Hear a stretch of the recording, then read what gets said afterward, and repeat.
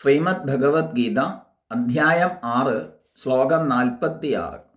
തപസ്സിഭ്യോധികോ യോഗി ജ്ഞാനിഭ്യോഭിമതോധികഃ കർമ്മിഭ്യശ്ചാധികോ യോഗി തസ്മാദ് യോഗി ഭവാർജുന. തപസ്സികളേക്കാൾ ശ്രേഷ്ഠനാണ് യോഗി. ജ്ഞാനികളെക്കാളും ശ്രേഷ്ഠനാണെന്നാണ് അഭിപ്രായം. കർമ്മികളെക്കാളും ശ്രേഷ്ഠനാണ് യോഗി. അതുകൊണ്ട് ഹേ അർജുന, നീ യോഗിയായിത്തീരും. ഇവിടെ അർജുനനായിക്കൊണ്ട് ഭഗവാൻ ഉപദേശിക്കുന്ന ഈ വാക്യത്തെ ഗുരുനാഥൻ ശിഷ്യനോട് ഉപദേശിക്കുന്ന വാക്യമായി നമ്മൾ എടുക്കണം. അപ്പോൾ ഇവിടെ നമ്മളെ ഏറ്റവും ശ്രേഷ്ഠമായിരിക്കുന്ന ധ്യാന യോഗാനുഷ്ഠാനത്തിലേക്ക് പ്രേരിപ്പിക്കുന്നതാണ് ഈ ശ്ലോകം. പറയാണ്, തപസ്സികളേക്കാൾ ശ്രേഷ്ഠനാണ് യോഗി എന്ന്.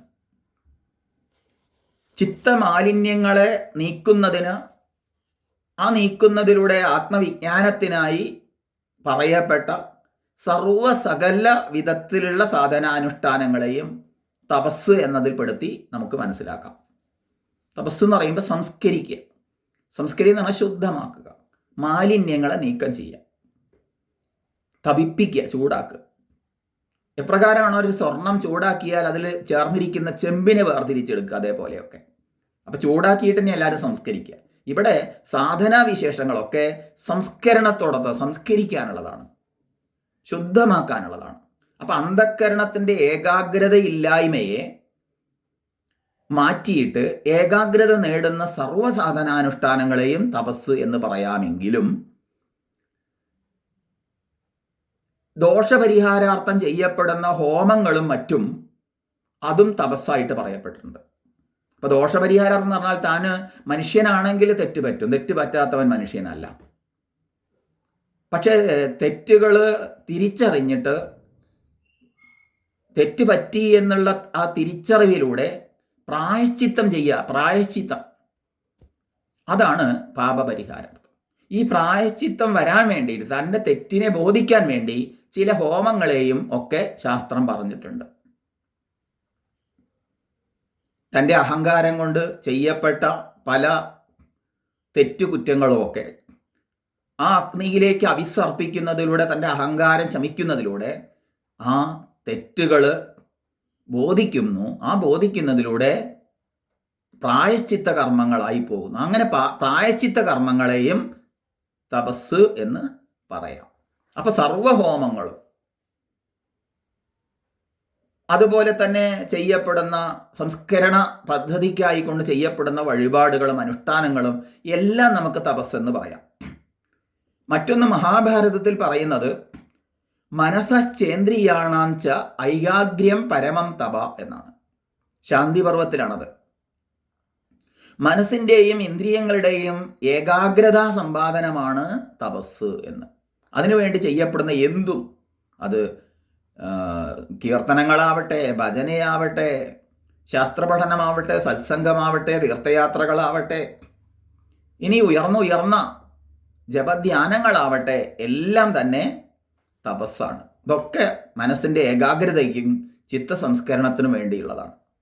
അതൊക്കെ ഓരോരുത്തരുടെയും അവസ്ഥാഭേദങ്ങൾ അനുസരിച്ച് വ്യത്യസ്തമായിരിക്കും എന്നർത്ഥം. ആദ്യം തന്നെ കണ്ണടച്ച് ജപിക്കാൻ പോയാൽ അയാൾക്ക് ചിത്തസംസ്കരണം അല്ല നടക്കുക, ചിത്തം കൂടുതൽ വികലമായി തീരുകയാണ് ചെയ്യുക. അതുകൊണ്ട് ഓരോ ഘട്ടത്തിലും ആചാര്യന്മാരുടെ നിർദ്ദേശാനുസരണം ചെയ്യപ്പെടുന്ന അനുഷ്ഠാനങ്ങളൊക്കെ ക്രമികമായി തന്നെ ആ തത്വവിജ്ഞാനത്തിലേക്ക് തന്നെ ഉയർത്തുന്നു. ഇനി മറ്റൊരു തരത്തിൽ ഗീതയിൽ പറയുന്നുണ്ട്, ശാരീരികം, വാചികം, മാനസികം എന്നീ 3 വിധം തപസ്സുകളെ പറ്റി പറയുന്നുണ്ട്.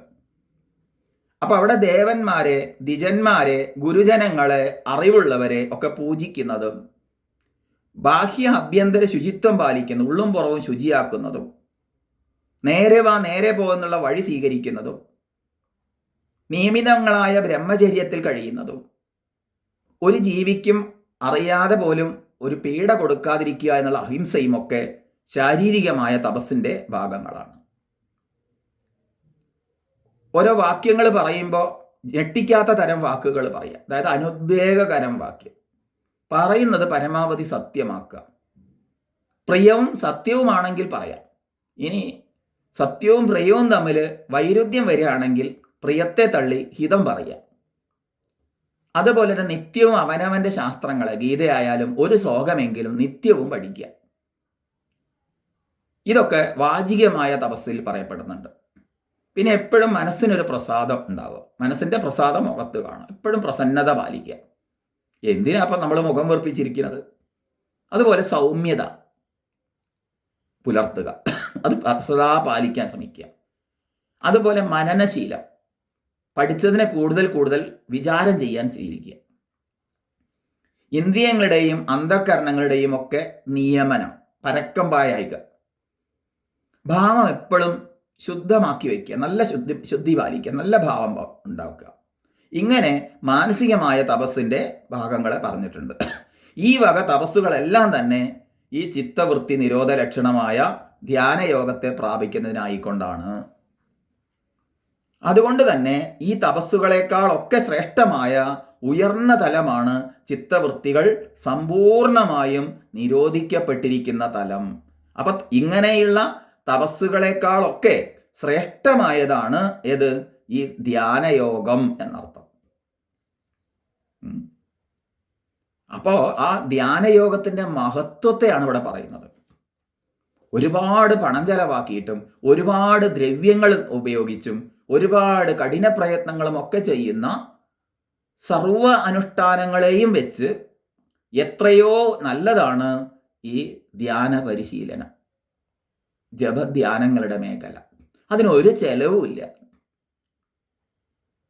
ഒരു കാഠിന്യവും അതിനില്ല. അത് പുറമേക്കൊന്നും നോക്കുകയും വേണ്ട. വിളക്ക് വെക്കണമെന്നോ അല്ലെങ്കിൽ അതുപോലെ തന്നെ പൂജാമുറി വേണമെന്നോ വിഗ്രഹം വേണമെന്നോ ഇന്ന സ്ഥലത്ത് പ്രത്യേകിച്ച് അതിനൊരു സ്ഥാനം കൽപ്പിക്കുകയൊന്നും വേണ്ട. തീർത്തും ഏകാഗ്രമായിരിക്കുന്ന, ആരുടെയും ശല്യമില്ലാതെ ശുചിയായിരിക്കുന്ന ഒരു സ്ഥലത്തെ പ്രാപിച്ചുകൊണ്ട്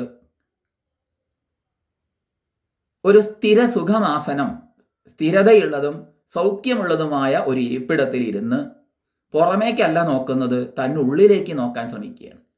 തന്നുള്ളിലേക്ക് നോക്കാൻ കണ്ണടച്ച് ജപിക്കാനായിട്ടില്ലെങ്കിൽ പുറത്ത് മൂക്കിൻ തുമ്പത്തേക്കോ ഭ്രൂമധ്യത്തിലേക്കോ അല്ലെങ്കിൽ എന്തിലേക്കെങ്കിലും ധാരണ ചെയ്യാനോ അല്ലെങ്കിൽ മാലയോ മറ്റോ ഉപയോഗിച്ച് ആദ്യഘട്ടങ്ങളിലൊക്കെ ജപം ചെയ്തോ ക്രമികമായി ഉള്ളിലേക്ക് നോക്കി തൻ്റെ അന്തരാത്മാവിനെ അറിയാൻ വേണ്ടി ശ്രമിക്കുന്ന ആ ധ്യാനയോഗാനുഷ്ഠാനം ഉണ്ടല്ലോ, അത് മറ്റെല്ലാ അനുഷ്ഠാനങ്ങളെക്കാളും ശ്രേഷ്ഠമാണ് എന്നാണ് ഇവിടെ വിശേഷിപ്പിച്ചത്. എന്നിട്ട് പറയാണ് ജ്ഞാനം മോക്ഷഹേതുവാണ് എന്നൊക്കെ നമ്മൾ പറയാറുണ്ട്. അങ്ങനെയുള്ള ജ്ഞാനികളെക്കാൾ ശ്രേഷ്ഠനാണ് യോഗി. അതിപ്പോൾ എങ്ങനെയാ എന്ന് സംശയം വരാം. ഇവിടെ പറയാണ്, ഇവിടെ ജ്ഞാനി എന്ന് പറയുന്നത് പുസ്തകജ്ഞാനികയാണ്. ഗുരുനാഥനിൽ നിന്നും പുസ്തകങ്ങളിൽ നിന്നും പഠിച്ചിട്ട് കിട്ടിയ അറിവ്, ആ അറിവ് വിജ്ഞാനമാവാത്ത കാലത്തോളം അത് മോക്ഷത്തിന് കാരണമാകുന്നില്ല. അത് വിജ്ഞാനമാക്കാൻ ശ്രമിക്കുന്നതിലൂടെ മാത്രമേ അത് മോക്ഷഹേതു ആവുന്നുള്ളൂ. അതുകൊണ്ട് പുസ്തകജ്ഞാനത്തെക്കാളും ഗുരുനാഥനിൽ നിന്ന് കേട്ടിട്ടുള്ള അറിവിനേക്കാളും ശ്രേഷ്ഠമാണ് ഈ ധ്യാനയോഗാനുഷ്ഠാനം.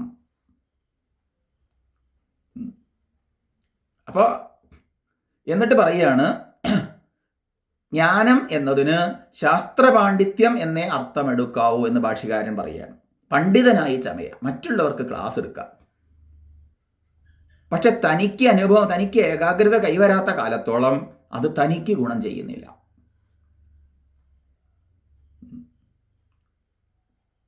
തനിക്ക് കുറച്ച് അറിവുണ്ട് എന്നുള്ള അഹങ്കാരം കൂടി ചിലപ്പോൾ വന്നു എന്ന് വരാം ഈ പുസ്തകജ്ഞാനത്തിൽ നിന്ന്. ഒരു സഞ്ചരിക്കുന്ന ലൈബ്രറി ആയി തീരാം.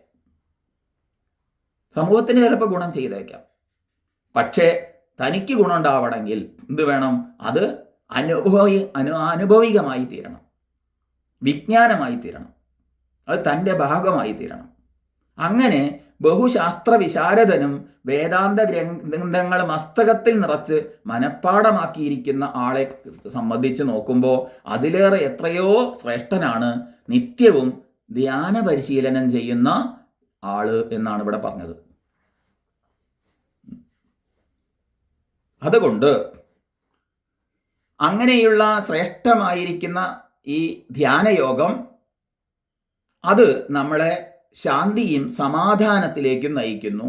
അല്ലാതെ പുസ്തകജ്ഞാനം, ചിത്തസംയമനം നേടാത്ത പുസ്തകജ്ഞാനം ഒരിക്കലും നമുക്ക് ശാന്തിയെയും സമാധാനത്തെയും നൽകുന്നില്ല. എന്നിട്ട് പിന്നെ പറയാ, കർമ്മികളെക്കാൾ ശ്രേഷ്ഠനാണ് യോഗം, ഈ ധ്യാനയോഗം എന്ന്. കർമാനുഷ്ഠാനം ചെയ്യുന്നവനാണ് കർമ്മി. അപ്പൊ അഗ്നിഹോത്രാദി കർമ്മങ്ങൾ, അഗ്നിയിലേക്ക് ഐസർപ്പിക്കുന്ന വൈദിക കർമ്മങ്ങളാണ് ഇവിടെ ഉദ്ദേശിച്ചത്. ഹോമങ്ങൾ, അതുപോലെ തന്നെ ക്ഷേത്രങ്ങളിൽ ചെയ്യപ്പെടുന്ന ഹോമങ്ങൾ, അല്ലെങ്കിൽ മറ്റെന്ത് ഹോമങ്ങൾ എടുക്കാം. വേദമന്ത്രങ്ങൾ ഉച്ചരിച്ചുകൊണ്ട് ചെയ്യപ്പെടുന്ന ഹോമങ്ങൾ. അതിൽ ശ്രൗതവും സ്മാർത്ഥവും 2 വിഭാഗങ്ങളുണ്ട്. ശ്രുതിവിഹിതങ്ങളായവയും സ്മൃതിവിഹിതങ്ങളായവയും 2 ഉണ്ട്. ഇത്തരം കർമാചരണങ്ങൾ മുഴുവനും ചിത്തശുദ്ധിക്കായിക്കൊണ്ട് പറയപ്പെട്ടതാണെങ്കിലും അത് അനേക കാലം കൊണ്ടാണ് മനുഷ്യനെ ചിത്തശുദ്ധി പ്രധാനമാക്കി തീർക്കുന്നത്. എന്നാൽ നിത്യവും ധ്യാനം ചെയ്യുന്നവനോ, ധ്യാനയോഗാനുഷ്ഠാനം ചെയ്യുന്ന ഒരാൾക്ക് അതിലേറെ എത്രയോ എളുപ്പത്തിൽ ശ്രേഷ്ഠമായിട്ട് തനിക്ക് ഈശ്വര സാക്ഷാത്കാരത്തിലേക്ക് ഉയരാൻ സാധിക്കും, ചിത്തശുദ്ധി നേടാൻ സാധിക്കും. അതുകൊണ്ട് ഇത്തരം കർമാചരണങ്ങളെയൊക്കെ ചെയ്ത് കഠിന പ്രയത്നം ചെയ്ത് അങ്ങനെയൊക്കെ ചെയ്യുന്നതിലേറെ എത്രയോ ശ്രേഷ്ഠമാണ് യാതൊരു മുടക്കമില്ലാത്ത ഈ ധ്യാനയോഗാനുഷ്ഠാനം ചെയ്യുന്നത്. അപ്പം ധ്യാനം ചെയ്യണം, ജപധ്യാനങ്ങൾ നിത്യവും ചെയ്യേണ്ടതുണ്ട്. ഇങ്ങനെ ഈ സർവോത്കൃഷ്ടമായിരിക്കുന്ന ഈ ധ്യാനയോഗത്തെ എടുത്തു പറഞ്ഞ് കർമ്മികളെക്കാളും പുസ്തകജ്ഞാനികളെക്കാളും തപസ്സികളെക്കാളും ഒക്കെ ശ്രേഷ്ഠമാണ് ധ്യാനയോഗം അനുഷ്ഠിക്കുന്നത്. അതുകൊണ്ട് അല്ലയോ അർജുന, നീ ധ്യാനയോഗിയായിത്തീരൂ, ഈ ധ്യാനയോഗത്തിൽ നീ ഏർപ്പെടൂ, അങ്ങനെ ചിത്തസംയമനം അനുഷ്ഠിക്കൂ എന്നിവിടെ ഉപദേശിക്കപ്പെടുകയാണ് ചെയ്യുന്നത്. അപ്പം ഇവിടെ നമ്മൾ മനസ്സിലാക്കേണ്ടത്, ആത്മസാക്ഷാത്കാരത്തിനുള്ള ഉപായങ്ങളിൽ ഏറ്റവും ശ്രേഷ്ഠമായത് ധ്യാനയോഗ അനുഷ്ഠാനമാണ്.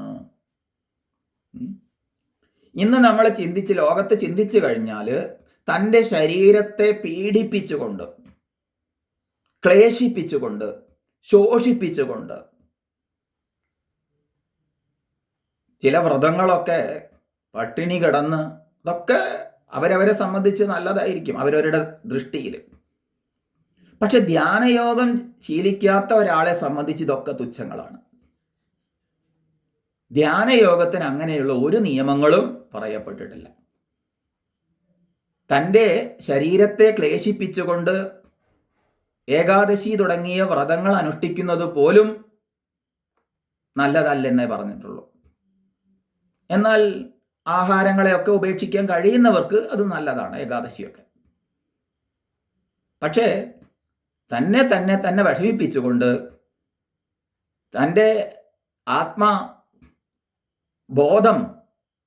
തീർത്തും ഇല്ലാതാക്കുന്ന തരത്തിൽ ചെയ്യപ്പെടുന്ന സർവ്വവ്രതങ്ങളെ സംബന്ധിച്ചും അതിലേറെ എത്രയോ ശ്രേഷ്ഠമാണ് ഈ ആത്മബോധത്തിലേക്കുള്ള ധ്യാനയോഗാനുഷ്ഠാനം എന്ന് പറയുകയാണ്. മറ്റതൊക്കെ ശരീരബോധത്തിൽ വരുന്ന അനുഷ്ഠാനങ്ങളാണ്. ശരീരബോധം ഉള്ളപ്പോഴാണല്ലോ പട്ടിണി കിടന്നിട്ടും അതുപോലെ തന്നെ ശരീരത്തെ വിഷമിപ്പിച്ചുകൊണ്ടും ഒക്കെ ക്ലേശങ്ങൾ വ്രതങ്ങൾ എടുക്കുമ്പോൾ അത് ശരീരത്തെ കൂടുതൽ ഓർമ്മപ്പെടുത്തുകയാണ് ചെയ്യുന്നത്. ശരീരബോധം ഇല്ലാതാവുകയല്ല ചെയ്യുന്നത്. മറ്റത് ആത്മബോധത്തിലേക്ക് എത്തിക്കുക. അവിടെ മറ്റൊന്നും പരിഗണിക്കപ്പെടുന്നില്ല. അവിടെ തന്നിൽ താനായി നിലകൊള്ളുന്ന ആ ധ്യാനയോഗ അനുഷ്ഠാനത്തെ, അതിൻ്റെ ശ്രേഷ്ഠതയെ വെളിപ്പെടുത്തുകയാണ് ചെയ്യുന്നത്. അപ്പം തപസ്സും സ്വാധ്യായങ്ങളും ഉപാസനയും എല്ലാം ഈ ധ്യാനയോഗത്തിലേക്ക് എത്തിക്കാൻ നല്ലതാണ്. എല്ലാം അതിന് സഹായ സാധനങ്ങളാണ്. പക്ഷേ ഇതെല്ലാം ധ്യാനയോഗത്തിൽ എത്തുന്നില്ലെങ്കിൽ, അതിന് സഹായകരങ്ങൾ അല്ലെങ്കിൽ അത് വെറുതെയാണ്. അപ്പോൾ പരമമായിരിക്കുന്ന ആ പരമാത്മാവിനെ ഏറ്റവും അടുത്ത് നിൽക്കുന്നത് ധ്യാനയോഗമാണ്. അതുകൊണ്ട് ഹേ അർജുന, നീ ഒരു ധ്യാനയോഗിയായി തീർന്നാലും എന്ന് ഭഗവാൻ ഇവിടെ സ്നേഹപൂർവം ഉപദേശിക്കുക. പലരും യോഗ പരിശീലനം രോഗം മാറാനും മറ്റു പലതിനും ഉദ്ദേശിച്ച് ചെയ്യാറുണ്ട്. അതൊന്നുമല്ല വേണ്ടത്. ഇവിടെ തന്നെ താനായി അറിയുന്ന ആ ആത്മചൈതന്യത്തെ മനസ്സിലാക്കുക എന്ന് പറയുന്നത് വാക്കിൻ്റെ പരിമിതി വെച്ചാണ്. അതിനെ ബോധിക്കുന്ന, തന്നിലേക്ക് തിരിയുന്ന ആ ധ്യാനയോഗം അത് തന്നെയാണ് പരമോത്കൃഷ്ടമായി വെളിപ്പെടുത്തുന്നത്. അതുകൊണ്ട് ധ്യാനാവസ്ഥിത തദ്ഗതേന മനസാ പശ്യന്തിയം യോഗിനും, ധ്യാനത്തിൽ അവസ്ഥിതമായ തത്പ്രാപ്യമായ മനസ്സുകൊണ്ട് മാത്രമേ ഈശ്വര ദർശനം സാധ്യമാവുകയുള്ളൂ, ഈശ്വര സാക്ഷാത്കാരം സാധ്യമാവുകയുള്ളൂ എന്ന് അതിൻ്റെ ആ ശ്രേഷ്ഠതയെ വെളിപ്പെടുത്തുകയാണ് ഈ ശ്ലോകത്തിലൂടെ ചെയ്യുന്നത്.